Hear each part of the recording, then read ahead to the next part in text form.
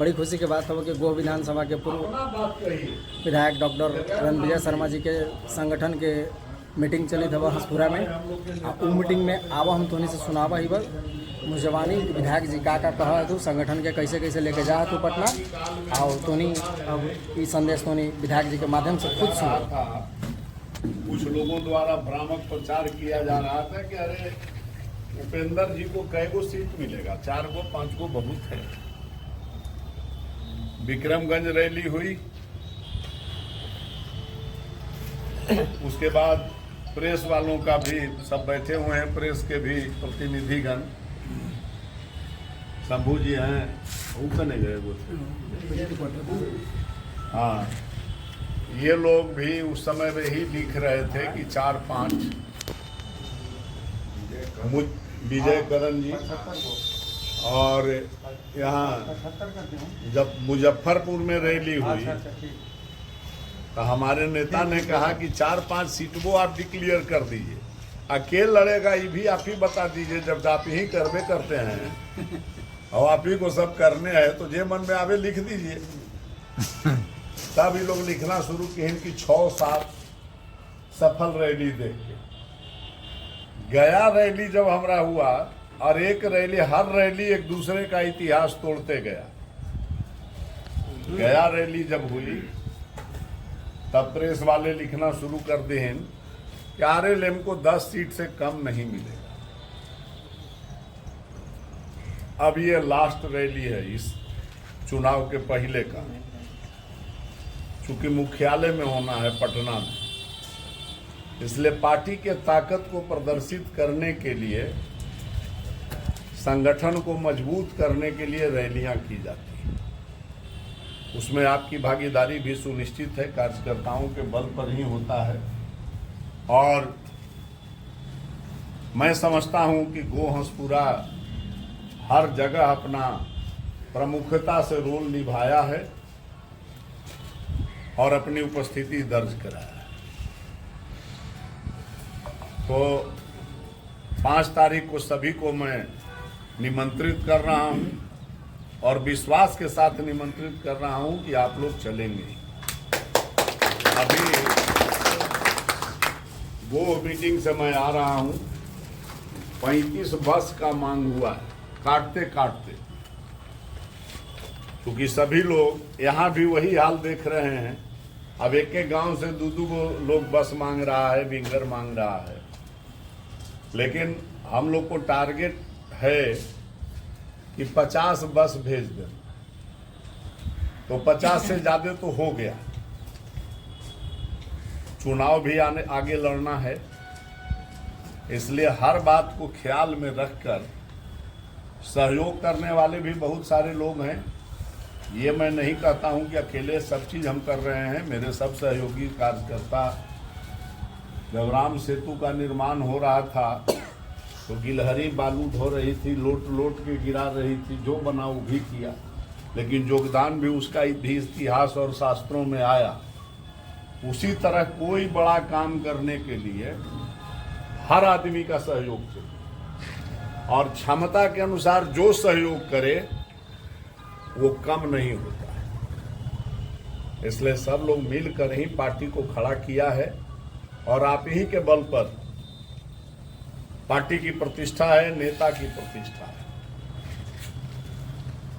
मित्रों, ये सब का प्रतिफल है अब चुनाव, और 1 महीने बाद चुनाव होने जा रहा है।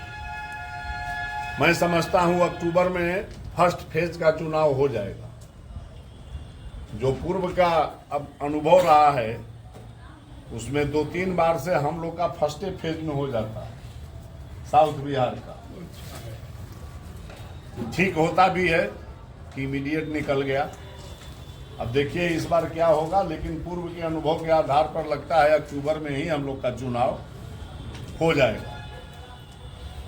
तो अभी अब हर आदमी को चुनाव के लिए तैयार हो जाना है, और तैयार होने के लिए हम क्या कहें, हमसे ज्यादा तैयार आप लोग।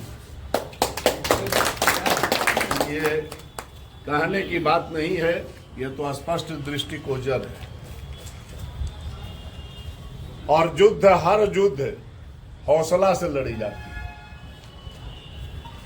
संख्या बल से खाली नहीं होता है। लोकतंत्र ठीक है, संख्या बल से चलता है, बहुमत का युग है, लेकिन हौसला जब मजबूत हो तो अपने आप कारवां बनते चला जाता है।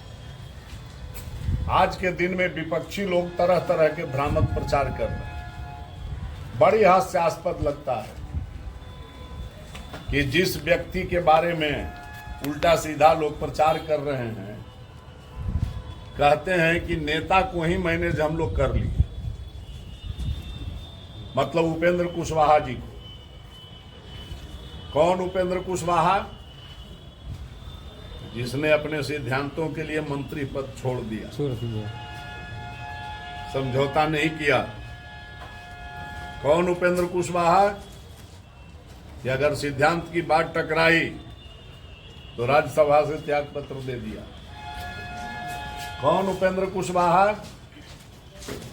जब सिद्धांत पर बारी आई तो 4 साल रहते विधान परिषद की सदस्यता से त्याग पत्र दे और नई पार्टी बना ली। मैं समझता हूं बिहार में कर्पूरी ठाकुर के बाद पहला नेता है कि जो पार्टी को भंग कर देना और पुनः 1 साल के बाद जीवित कर देना, ये सब कुछ न कुछ तो उस व्यक्ति में है, तब वो ऐसा करते हैं। परिस्थितियां चाहे जो, लेकिन कभी सिद्धांतों से समझौता उन्होंने नहीं किया। उसके बारे में लोग कहे कि हम मैनेज कर लिए हैं, कितनी हंसी की बात है।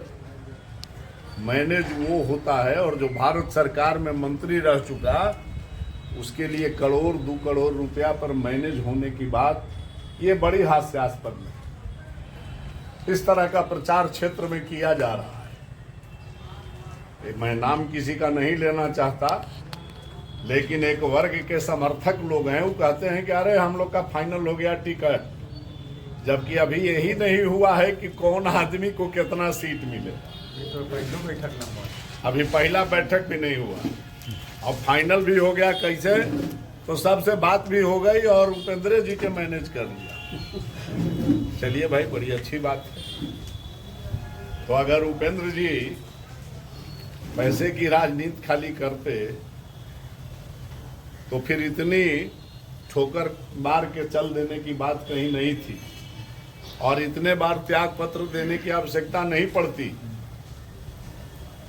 तो खुद आप समझ सकते हैं कि कितना दुष्प्रचार किस तरह का किया जा रहा है, इसलिए कि लोगों को भ्रमित कर दिया जाए, अपने लोगों को उत्साह वर्धन किया जाए और उनके कार्यकर्ताओं का मनोबल गिराया जाए। इसके लिए ये सब भ्रामक प्रचार होता है। इसलिए साथियों, किसी दुष्प्रचार में पड़ने की आवश्यकता नहीं। अपने लक्ष्य पर निशाना साधकर अनवरत प्रयत्नशील रहिए, मंजिल तक पहुंच ही जाइएगा, उसमें कोई संदेह नहीं। और चुनाव भी मैं लड़ूंगा, टिकट भी मुझे ही मिलेगी, मेरा यह दावा है, भरोसा है, और चुनाव जीतूंगा। इसलिए आप लोग मनोबल ऊंचा रखिए और मजबूती के साथ अपने पार्टी के काम में लगे रहिए। इधर उधर कहीं ताकने की जरूरत नहीं है। लड़ने वाला आदमी पीछे मुड़कर नहीं देखता है कि मेरे समर्थन में कौन आता है। आगे बढ़िए, कारवां बनते जाती है। आजादी के दीवाने कभी ये नहीं सोचे थे कि आने वाला देश का भविष्य हम जो कर रहे हैं कुर्बानी, उसका प्रतिफल क्या होगा। जो कर्तव्य था उन्होंने किया, कर्तव्य का प्रतिफल निकला, देश आजाद हुआ। शायद वो नहीं देख पाए। हम लोग कैसे हैं कि सिर्फ याद करते हैं, उनके पग चिन्हों पर चलने के लिए कोई तैयार है, शायद ही लोग तैयार हैं, लेकिन याद तो करना आपकी लाचारी है। वो तो याद आते ही रहेंगे, क्योंकि उन्होंने कुर्बानियां दी है। उसी तरह अपना काम करते जाइए। आने वाला समय आपका होगा, और अगर आप सच्चे मन से कोई काम करेंगे, ऊपर वाला आपको साथ देगा। इन्हीं शब्दों के साथ मैं विशेष लंबा भाषण नहीं देना चाहता हूं।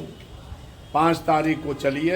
जिंदाबाद जिंदाबाद विजय बाबू जिंदाबाद जिंदाबाद जिंदाबाद विजय बाबू जिंदाबाद जिंदाबाद जिंदाबाद कुशवाहा जिंदाबाद जिंदाबाद जिंदाबाद 5 सितंबर को पटना चले 5 सितंबर को पटना चले